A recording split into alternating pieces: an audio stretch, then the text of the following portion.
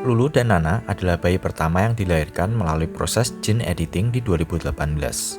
Walaupun He Jiankui sang ilmuwan mendapatkan banyak kritikan dan sanksi karena masalah sosial, nyatanya kedua bayi tersebut lahir dengan sehat.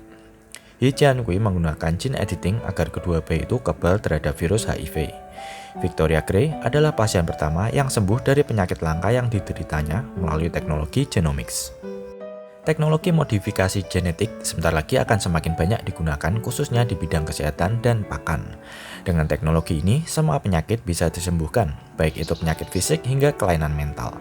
Kedepan, ilmuwan bisa menciptakan hewan atau tumbuhan sebagai bahan pakan yang jauh lebih berkualitas dengan merubah dan memodifikasi DNA. Sebagai investor, kita tentunya tidak ingin ketinggalan untuk berinvestasi di industri yang memiliki potensi luar biasa ini.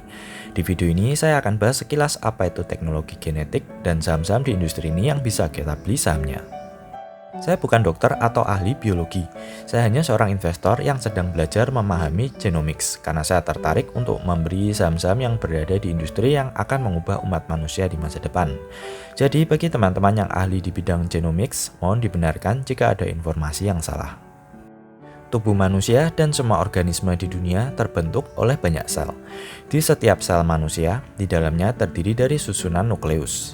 Di dalam nukleus terdapat genom yang terdiri dari 23 pasang kromosom. Kromosom yang bentuknya seperti huruf X terdiri dari susunan DNA yang biasanya digambarkan dengan tali spiral yang di tengah-tengahnya ada garis-garis yang terdiri dari 4 kode atau huruf A, C, T, dan G atau adenin, citosine, timin, dan guanin. Gen adalah bagian-bagian atau section-section yang membentuk keseluruhan DNA. Susunan kode-kode DNA yang mungkin jumlahnya ada jutaan atau lebih dalam tubuh seorang manusia inilah yang menjadi panduan bagi sel-sel manusia untuk berkembang, baik itu untuk membentuk organ-organ seperti otak, hati, pencernaan, syaraf-syaraf, hingga membentuk sifat, mental, dan karakter seseorang. Susunan kode DNA antar manusia berbeda-beda. Hal inilah yang membuat tidak ada manusia yang sama. Jadi jika kita melihat kenapa seorang manusia bisa begini dan begitu dari perspektif ini, semuanya berasal dari susunan DNA-nya. Sejak dari embrio, setiap manusia sudah memiliki kode DNA yang berbeda-beda. Hal inilah yang membuat setiap manusia memiliki fisik dan karakter yang berbeda-beda. Ibaratnya, kita ini memiliki hardware dan software yang berbeda-beda. Ada yang cantik, ada yang jelek. Ada yang makan dikit gendut, ada yang makan banyak tetap kurus. Ada yang intuisi bisnisnya kuat, ada yang gampang cedera, dan ada yang ototnya kuat. Ada yang cerewet, dan ada yang pendiam. Ada yang suka trading, dan ada yang suka investasi, dan sebagainya. Sekarang kita bahas mengenai apa itu modifikasi genetik. Dua tokoh penting penemu teknologi modifikasi genetik adalah Emmanuel Charpentier dan Jennifer Doudna. Mereka mendapatkan penghargaan Nobel tahun 2020 sebagai penemu teknologi CRISPR-Cas9 yang akan saya bahas sebentar lagi. CRISPR-Cas9 adalah sebuah teknologi yang bisa digunakan untuk memodifikasi genetik manusia. Ide awalnya adalah dari sistem imun atau kekebalan tubuh dari bakteri. CRISPR adalah nama dari sistem pertahanan tubuh yang ditemukan di dalam DNA bakteri. Jadi ketika bakteri diserang atau diinfeksi oleh suatu virus, sistem CRISPR akan secara otomatis menangkap dan mengcopy DNA virus yang masuk ke dalam tubuh bakteri agar tubuh bakteri jika ada virus yang sama sudah kebal. Nah, sedangkan para ilmuwan mengembangkan sistem CRISPR ini dan menamakannya dengan CRISPR-Cas9. Cas9 adalah sebuah alat berwujud protein yang digunakan untuk menangkap, memodifikasi, memotong, hingga mengcopy DNA. Jadi protein Cas9 ini seperti alat yang digunakan untuk memodifikasi genetik objeknya. Jadi teknologi ini bisa menyembuhkan pasien dengan memotong dan mengganti susunan DNA yang menyebabkan suatu penyakit. Teknologi ini juga bisa mengganti-ganti fisik manusia. Jika seseorang ingin kulitnya lebih putih atau mau belang-belang seperti zebra, maka CRISPR-Cas9 bisa melakukannya dengan memodifikasi dan merubah susunan DNA-nya. Saya tidak jelaskan lebih lanjut detailnya CRISPR-Cas9 ini karena memang bukan keahlian saya.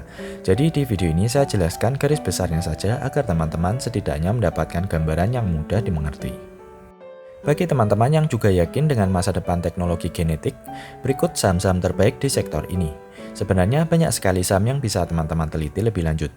Di sini saya paparkan beberapa saham yang saat ini paling ramai dibahas banyak investor di US. Secara garis besar, industri ini bisa dibedakan menjadi 3 industri. DNA sequencing, yaitu pemrosesan data dan sequence dari DNA yang kemudian ditranslate agar bisa dianalisis lebih lanjut oleh para ilmuwan atau dokter. Kemudian gene editing atau proses modifikasi genetik, dan gene terapi untuk perawatan dan pengobatan yang dibutuhkan. Di dalam industri DNA sequencing terdiri dari beberapa teknologi. Yang paling sering dibahas adalah teknologi short read sequencing, long read sequencing, dan optical mapping.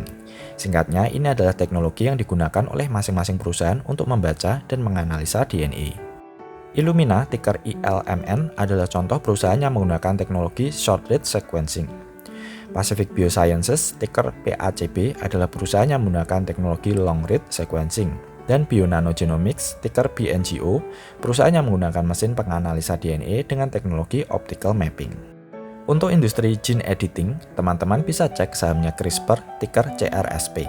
Ini adalah perusahaan yang mengembangkan CRISPR-Cas9 yang tadi saya bahas. Kemudian ada Intellia Therapeutics, ticker NTLA. Untuk industri gene terapi, teman-teman bisa cek Editas Medicine, ticker EDIT, dan Bluebird Bio, ticker BLUE.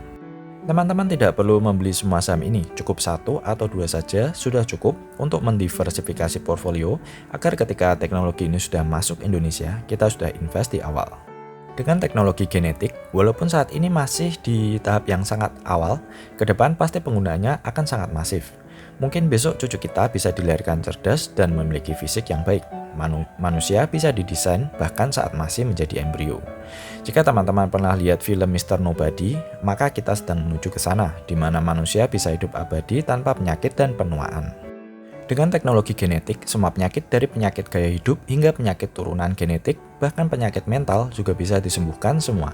Bukan hanya manusia, hewan dan tumbuhan juga bisa mendapatkan modifikasi genetik. Bahan bakar kendaraan pun bisa dimodifikasi agar lebih efisien. Jika ilmuwan bisa bermain-main dengan bagaimana sebuah organisme bertumbuh dan berbentuk, manusia mutan seperti di X-Men sangat mungkin terjadi di masa depan. Manusia mutan adalah manusia yang genetiknya bermutasi atau susunan DNA berbeda dengan gen manusia yang dikategorikan normal. Di Eropa dan negara-negara maju lainnya saat ini sedang gencar penolakan baik itu dari sesama ilmuwan dan para pemuka agama.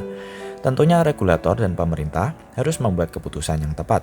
Ini adalah teknologi yang di satu sisi bisa merubah kehidupan ke arah yang lebih baik. Tapi di satu sisi teknologi ini bisa menjadi bencana jika berada di tangan yang salah.